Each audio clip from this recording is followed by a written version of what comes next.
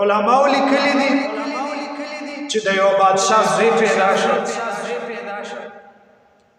په دغه علاقه باندې یو بزرګ تېرېده نو یو دوه نوراني کسان یې ولیدل دا بزرګ ورته وایي چې تاسو څوک یې ملایکې او فرښتې بل څنګه راغلې الله تعالی رالیږلي یو چې تاسو لاړ شئ د بادشاه زوی پیدا شوی دی او د هغه په تندي باندې ولیکئ چې دومره به د عمر وي دومره به خوراک وي دومره به څښاک وي او د فلاني شیز نه به د مرګ وي وایي ما ورته وایي چې د مرګ په دسه نه دی بزرګ ورته وایي چې د مرګ په دسه نه دی فرښتو ورته وایي چې کله د بادشاه د زوی ځوان شي دی زلمی شي پلار به د ده لپاره رشته ګوري په ټول ملک کې به وګرځي د زوی د حسن او جمال مطابق جینۍ چې ده نو دا به پیدا نه کړي وایي بیا به یو بل ملک ته لاړ شي او د هغې ملک بادشاه چې دی د هغه لور به وغواړي او د خپل زوی سره به د هغې نکاح بیا چې کله دی جنګ بوځي واپسې کې راځي په یو شاړ ځای کې به په دې باندې شپه راشي دوی به خیمه خمه کې دغلته کې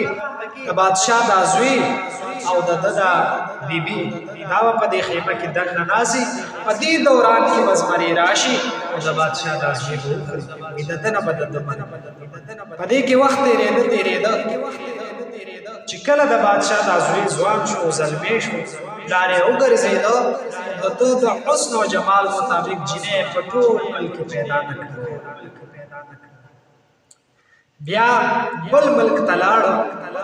او د هغې ملک د بادشاه لور یې د خپل زوی دپاره وغوښته او نکاح یې دا بزرګ راغی دې بادشاه ته وایي چې بادشاه سلامت کله چې ستا بچی پیدا شي ما یو دوه نوراني کسان ولیده وایي زه ورغلم ما دې تپوس وکړو چې تاسو څوک یې د کوم ځای نه راغلی یې ته وایي چې موږ ملایکې یو ما ویل څنګه راغلی یې وایي راته وایي چې د بادشاه زوی پیدا شوی دی موږ الله تعالی راولېږلو چې تاسو لاړ شئ د بادشاه زوی پیدا شوی دی هغه په تندي باندې ولیکئ چې دومره به د عمر وي دومره به یې خوراک وي دومره به یې څښاک وي او د پلاني شیز نه به د ده مرګ وي وایي ما ورته وایي چې مرګ به یې د څه نه وي وایي راته وایي چې کله د بادشاه دا زوی ځوان شي زلمی شي پلار به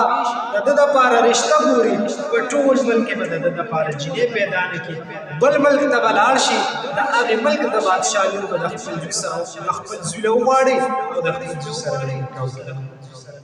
بیا چې کله دې جنګ بوځي پسې واپسې کې راځي نو په یو شان ځای کې به شپه راشي او دوی به خیمه خښه کړي د بادشاه دا زوی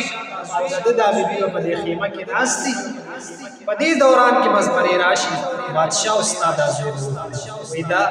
دې نه به ستا د زوی دا بادشاه ورته وایي چې ها زه به ژوندی او زما زوی به زمري خوري زمري به څنګه راځي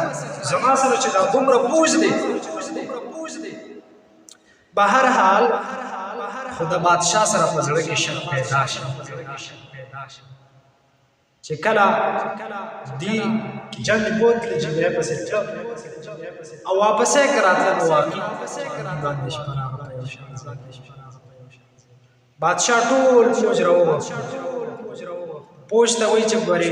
زمري به راځي او زما زوی به خوري پام کوئ چې خیمې ته درنه دننه میږي لاړ نه شي دې خیمه خښه کړله بادشاه دا زوی او د ده دا د خیمې نه ګیر چاپېره فوج ودرېږي ناوې چې کله د پلار د کوره په ډولۍ کې ځي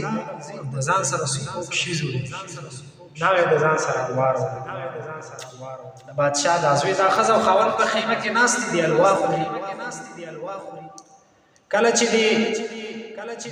ناوې د حلوا نه نوړۍ جوړه کړه دې جینۍ او نوړۍ ته زور ورکوي نو د هغې نه زمري شي تر دې چې د هغې نه زمري جوړ شو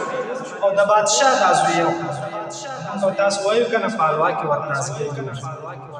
په خیمه کې چغې شوې دننه بادشاه راغی څه چل دی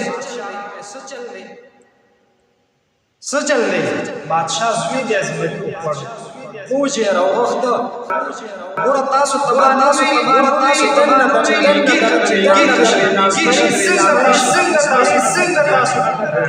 بادشاہ قسم قرآن کریم کې عمران آخر کې دی جنې نه تاسو کو وی بادشاہ و چې کله مې د حلوانه وړې جوړول او زور مې ورکو ځای ازمري جوړ شو استاد وې نو خبرم دا کوله زما محترمو چې کوم ځای کې دی